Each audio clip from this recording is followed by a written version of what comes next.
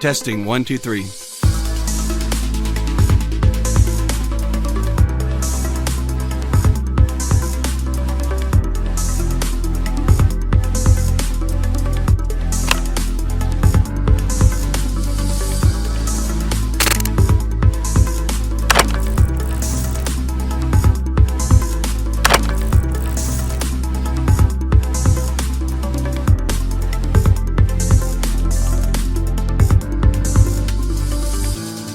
Greetings to all our viewers and welcome back to the second episode of our special series Gen AI in Tax, the next wave.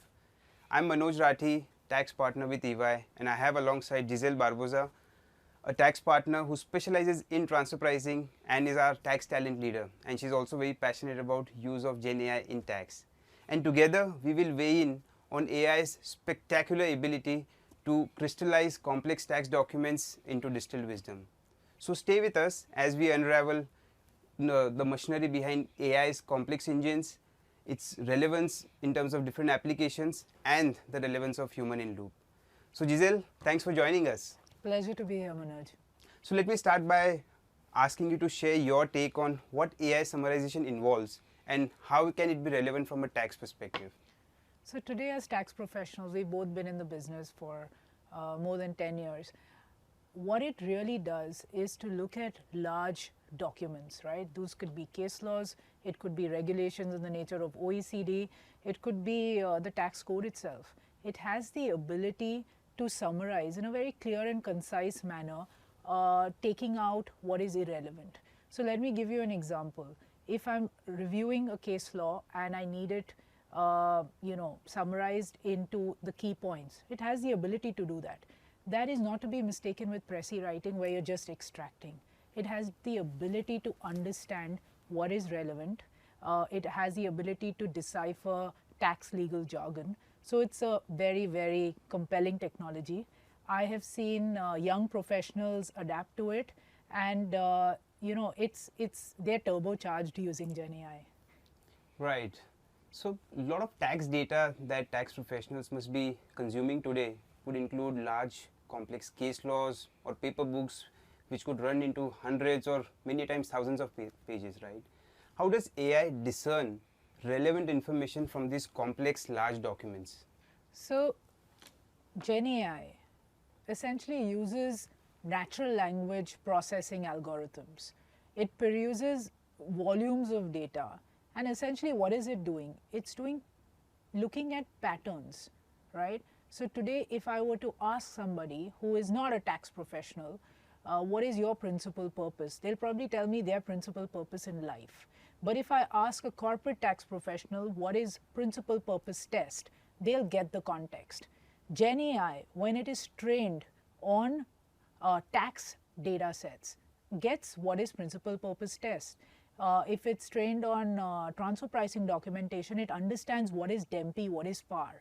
So I think what is very compelling is natural language with context, with pattern recognition, and it's able to summarize appropriately. There are essentially two methods of summarization. One is the extractive method and the other is the abstractive.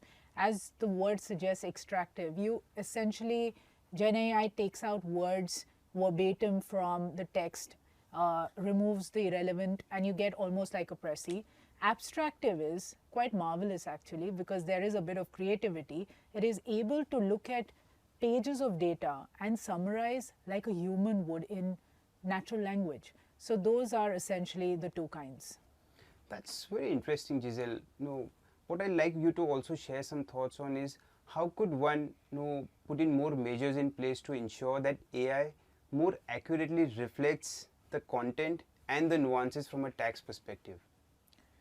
So when one works with Gen AI in tax, we really require two elements, right? We're very keen on as far as it being accurate as possible and also up to date because there's so much evolving legislation and jurisprudence.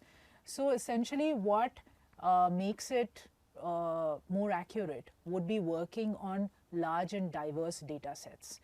The second one is, of course, in a closed AI environment where you put in data which is already pre-validated. That would enhance the accuracy. So if I were to look at AI tools which are run on proprietary data, they would be far more accurate than if it is learning off the internet. So that's one point.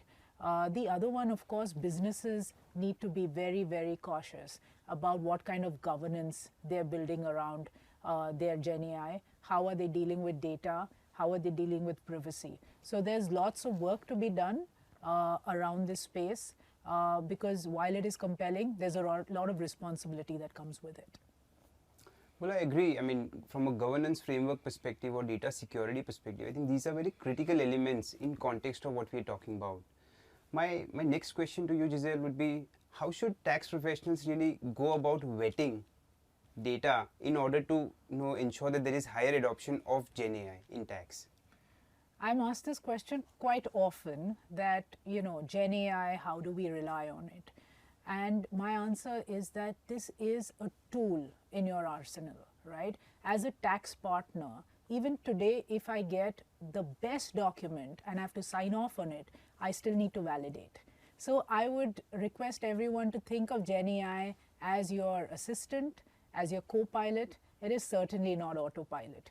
So validation, reviews, looking at the process output, that is absolutely critical.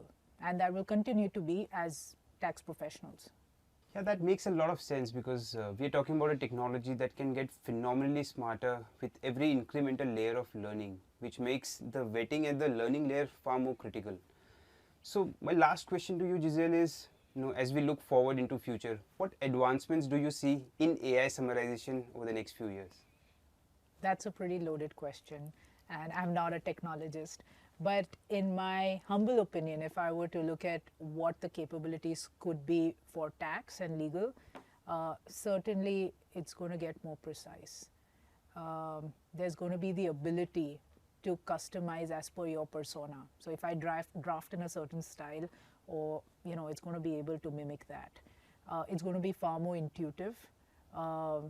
It's going to be enhanced through integration with other AI services. So I think there's lots that's going to happen. It may take an entire podcast to discuss that, but we all need to keep abreast of what's happening. Well, that makes a lot of sense, Giselle, and I think it's really very insightful. Thank you for clearly guiding our viewers through the seemingly complex web of tax documentation, helping them understand the journey from natural language to sophisticated documentation, and the synergy that AI and the human in loop can really bring in from a tax research, from a legal research point of view. So thanks again, Giselle.